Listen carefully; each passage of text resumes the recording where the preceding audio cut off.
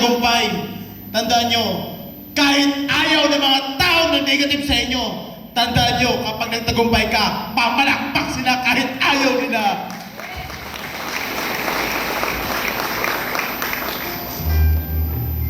Lahat po tayo, pantay-pantay lang. Pero dahil siya sabi, lahat po tayo may mga malaking pangarap. Kung yung industriyang ito, yung company, ang magbigay ng malaking tsansa para matupad ang mga pangarap natin, wag na wag yung pagdudahan ng sarili po ninyo. Bakit? Kahit gaano kaganda ang kumpanya, industriya, kapag ikaw ay nagdududa sa sarili mo, tandaan mo to, basta malaking duda sa sarili mo, hindi ka magtatagumpay. Ibig sabihin, ikaw na nakaupo dyan, ikaw na nakita na may maraming tao nagbago ang buhay. Tandaan mo, kapatid, lakasan mo ang loob mo. Bakit? Ang pag-asinso, ang pagyaman, nasa tao lang na malakas ang loob at wala po sa duwag. Kaya pakisabi sa mga katabi nyo, malakas ang loob ko!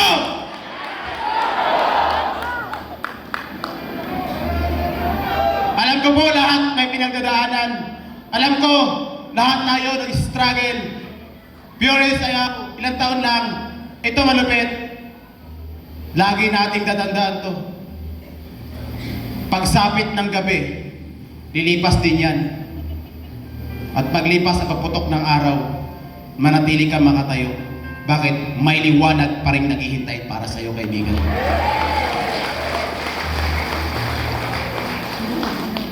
Yung trophy na yan, simbolo po yan, na hindi ko yan nagawa nang ako lang mag-isa.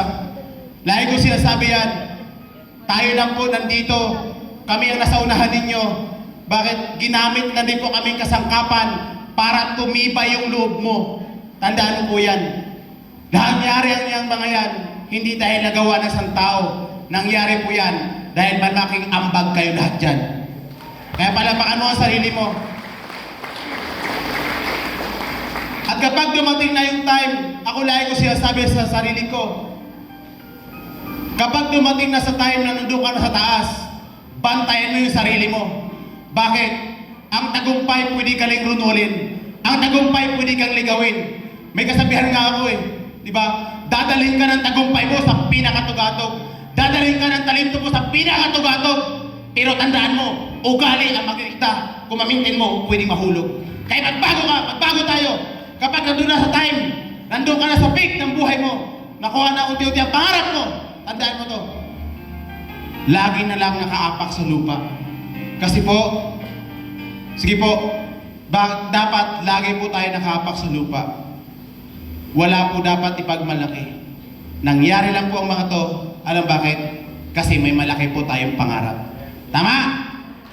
Okay, bago magtapos, isa lang sasabihin ko sa inyo, sa itong klaseng industriya, may gagawin kang hindi gagawin ng maraming tao. Pero tandaan mo, pag mayaman ka na, may gagawin ka na hindi rin kayang gawin ng maraming tao. Ano yun? Punta ka ng mga ibang bansa para mamasyal. Punta ka sa mamahaling lugar. Tama? Lahat yan, hindi kayang gawin. Magagawa mo yan kung bakit may ginawa ka na hindi nila ginawa. Tama ba? Optimians, okay ba kayo? Lakasan natin ang loob natin.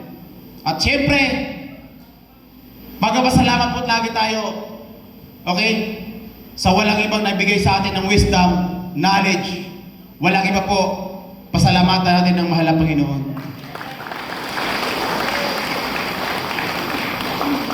Kahit gaano kakagaling, kahit gaano tayo kahusay, kapag hindi niya ibibigay, hindi niya ibibigay. Naniwala ba kayo? Amen ba? So ako po, naniwala ko sa ganun. Kaya nangyari po ito bakit binigay niya rin. Ibig sabihin, matuto kang maghintay sa tamang oras mo. Bakit? Lahat po tayo may kanya-kayang pahina. Baka bukas, pahina mo naman ang binabasa natin dito. So, una-una, maraming salamat sa Panginoon. Simula po ako sa Manila, hindi niya ako pinabayaan. Dinaanan ko yung hirap, pero binuhay niya pa rin ako. Diba? Kaya nangyari yun kasi gusto niya ng Lord na maging matibay ka. Gusto niya maging matatag ka. Kaya nangyari yung mga problema, struggle at sitwasyon kasi gusto ni Lord magiging matatag ka. Tama? So palapakan si Lord, maraming salamat. Siyempre, sa company, kay Chairman Marin Baro, palapakan po natin. Hindi mangyari lahat yan kung wala po siya. At siyempre, pasalamatan ko rin po ang aking direct upline, upline Reyes. Palapakan po natin si upline. Walang Ricky Pelones po kung hindi ako na-invite sa ganitong klaseng company. And salamat din po no, sa pinakamamahal nating grand upline. Walang iba. Hindi mangyayari event na to kung wala siya. Siyempre, palapakan natin, Piano Spartan, Upline Camp, Castillo.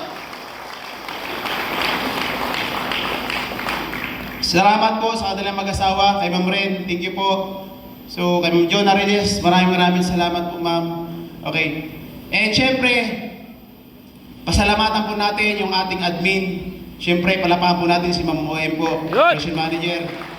Hindi marilis ang payout nyo pag hindi niya po inaprubahan. Kaya dapat, pasalamatan po natin yan, di ba? Ayos ba yan? Okay?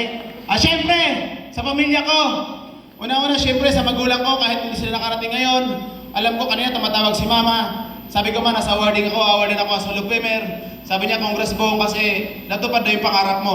Kahit wala sila dito, isa sa dahilan kung bakit ako lumalaban sa buhay dahil po sa kanila. Kaya salamat po sa mga magulang ko. Kasi kung wala sila, wala din po ako rito. Kaya guys, sa lahat po dito, ano man sitwasyon na magulang niyo ngayon, hindi man okay kayo ngayon, mahalin niyo yung magulang niyo. Bakit? Walang ikaw kung wala sila. Sa mga pamilya ko, siyempre sa pamilya ko, sa asawa ko, palapakan po natin si Mrs. Sabi ko sa kanya, samahan mo ako sa doon tayo dadaan sa likod. Kasi hindi naman mangyari ang success po kung ako lang. Andiyan po siya lagi nakasuporta sa akin. Kasi pag ako'y nangihina, pag ako'y talaga sabi ko, pagod na ako, sabi niya, kaya mo yan. Ngayon ka ba masusuko? Ang laki na ng grupo mo. Sabi siya, kaya mo yan. Kaya maraming salamat, baby. I love you.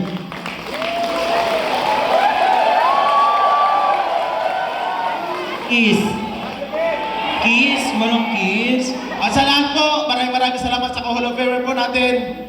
Kay Mamari Chris Mesa po. At syempre sa akin, saka nagtiwala sa akin, si Anthony Hernandez, kauna na nag-goal team po sa grupo ng Warrior. Maraming salamat sa kanya kasi talagang nandun yung strong mindset niya para sa team. Okay? At higit sa lahat, sa grupo ko, Team Warrior, magingay!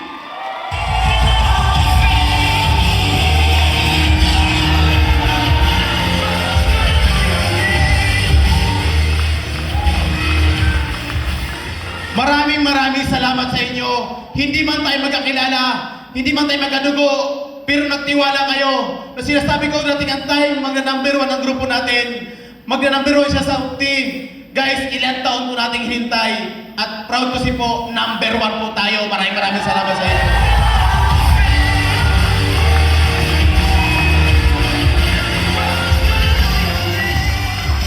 Maraming salamat po, Team Warrior. At syempre sa lahat ng Optimians na crossline natin, maraming salamat sa inyo. Kasi po, sa lahat po ng mga nakilala ko rito, na nakakaikot ako sa iba't ibang lugar, guys, kahit hindi nyo kagrupo, isa rin po ang puso ko na makatulong sa inyo. Kaya sa lahat po ng Optimians na dito ngayon, maraming salamat po sa inyong lahat. Okay? Palakpakan po natin. Okay po, ang Panginoong Diyos po natin. Once again po, this is RP. Ricky Pelones po. Dream big, mga bar!